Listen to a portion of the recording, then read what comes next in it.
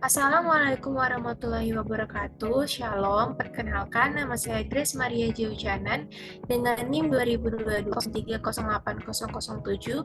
Pada kesempatan ini saya akan mereview jurnal bioteknologi pangan dengan judul Inovasi Ubi Kayu Transgenik menggunakan teknologi CRISPR-Cas9 sebagai upaya pemenuhan kebutuhan pangan masa depan. Jurnal ini ditulis oleh Meningsi Wigati, Nurul Fajar Amini, dan Esna Dili Novianto. Jurnal ini dipublish pada tahun 2022. Kita masuk ke yang pertama, yaitu latar belakang.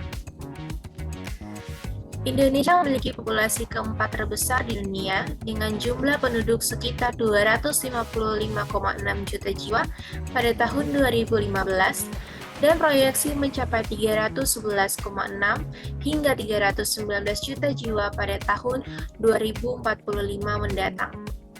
Pertumbuhan populasi yang cepat meningkatkan kebutuhan pangan dengan beras sebagai makanan pokok bagi hampir 97% penduduk.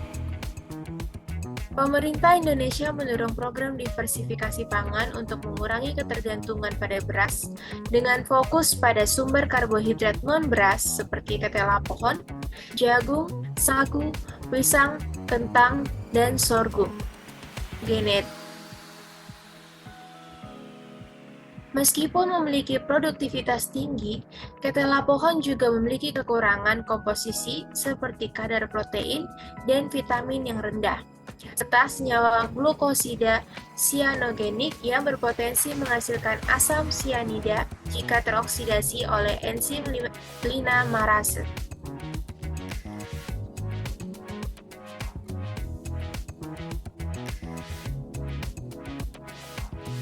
Tujuan dari penelitian ini yaitu untuk mengurangi ketergantungan konsumsi beras di masyarakat Indonesia dengan meningkatkan program diversifikasi pangan dengan fokus pada ketela pohon. Karena ketela pohon memiliki kandungan protein yang rendah, penelitian ini dilakukan untuk meningkatkan kandungan protein dengan menggunakan teknik genome editing CRISPR-Cas9 sehingga menghasilkan tanaman yang memiliki kandungan protein yang lebih tinggi. Kita masuk ke metode penelitian. Penelitian ini menggunakan teknologi rekayasa genetika seperti GMO dan nuklease artifisial dalam pengembangan tanaman, namun fokus baru pada teknik CRISPR-Cas9 menunjukkan potensi untuk menghasilkan varietas tanaman yang lebih inovatif, terutama dalam kasus ketela pohon. Selanjutnya, hasil dan pembahasan. Di sini terdapat grafik, di mana grafik ini merupakan data impor beras tahun 2015 hingga 2021. Berdasarkan BPS, pada tahun 2022, data impor beras di Indonesia mengalami naik turun yang tidak tetap dalam jumlah banyak. Hal ini menunjukkan ketidakstabilan dalam pemenuhan kebutuhan pangan di Indonesia.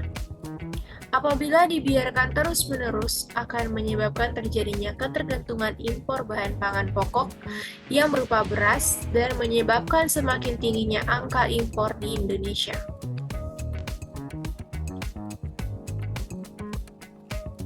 Di sini ada ini merupakan cara kerja CRISPR-Cas9 untuk pengeditan genom. Yang pertama, DNA target yang akan dilakukan pengeditan genom. Yang kedua, guide RNA mengikat bagian DNA yang akan disuntik. Kemudian pada gambar ini, Cas9 mengikat guide RNA. Kemudian pada gambar keempat, Cas9 memotong kedua bagian DNA. Dan yang terakhir, pada gambar kelima ini, DNA template disambungkan pada bagian DNA yang dipotong sehingga menghasilkan DNA baru yang mengandung potongan DNA yang diperbaiki. Bortesi dan kawan-kawan pada tahun 2015 berpendapat bahwa sistem CRISPR-Cas9 berhasil diterapkan untuk memperbaiki sifat-sifat penting pada beberapa tanaman. Menggunakan teknologi CRISPR-Cas9 ini diharapkan dapat menghasilkan tanaman ketela pohon yang berkualitas dengan kandungan gizi yang lebih baik. Perlunya perbaikan kandungan gizi pada tanaman ketela pohon agar ketela pohon dapat bersaing dengan padi yang saat ini menjadi makanan pokok penduduk Indonesia.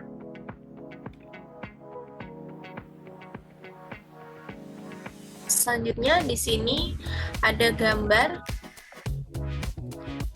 Jadi pada gambar ini teknik genome editing ketela pohon dengan CRISPR-Cas9.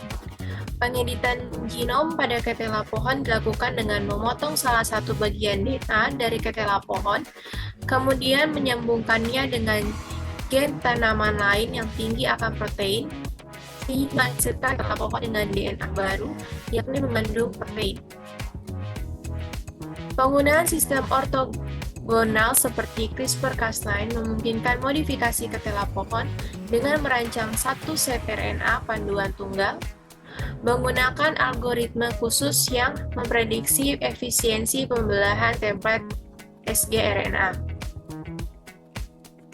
Modifikasi gen dilakukan terhadap gen ACE3.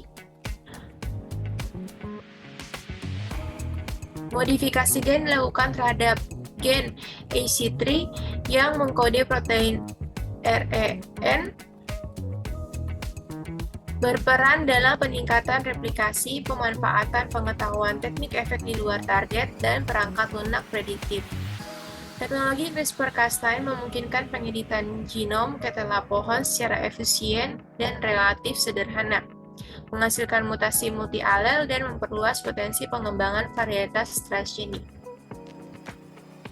Selanjutnya pada gambar ketiga ini merupakan langkah strategis yang dapat ditempuh dalam implementasi gagasan inovasi ketela pohon transgenik dengan teknik CRISPR-Cas9. Jadi tahap pertama yaitu penyusunan dan perencanaan inovasi, tahap kedua sampling ketela pohon yang ada di wilayah Indonesia, tahap ketiga uji genomik, tahap awal pengeditan gen dengan CRISPR-Cas9, tahap ketela pohon transgenik hasil teknologi CRISPR-Cas9 siap. Langkah-langkah strategi yang dilakukan agar gagasan dapat berjalan dengan baik dan diterima masyarakat luas. Yang terakhir yaitu kesimpulan. Kebutuhan akan beras di Indonesia masih belum terpenuhi, memaksa negara untuk melakukan impor. Pemerintah merancang program diversifikasi pangan untuk mengurangi impor, termasuk memanfaatkan ketela pohon transgenik. Teknik CRISPR-Cas9 digunakan untuk memodifikasi gen ketela pohon dengan fokus pada gen target AC3 untuk meningkatkan kandungan protein. Pengembangan ketela pohon transgenik tidak hanya memenuhi kebutuhan pangan, tetapi juga memberikan dampak positif bagi kesehatan masyarakat, memperkuat potensi untuk pengembangan lebih lanjut.